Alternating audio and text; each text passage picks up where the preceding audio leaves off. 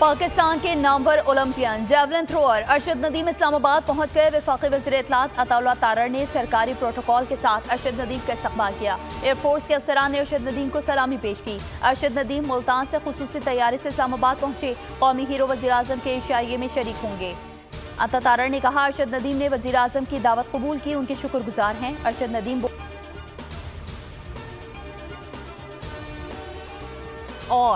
ندیم میری خصوصی دعوت پر کل گورنر ہاؤس آئیں گے۔ عاطف اسلم گورنر ہاؤس میں پرفارم کریں گے۔ گورنر ہاؤس میں 5 لاکھ لوگوں کی آمد متوقع ہے۔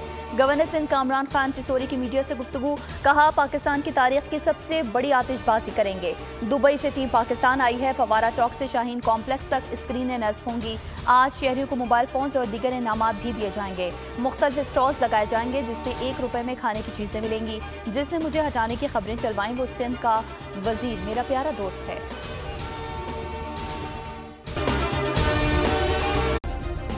سبسکرائب کریں اور بیل دبائیں تاکہ کوئی خبر رہ نہ جائے۔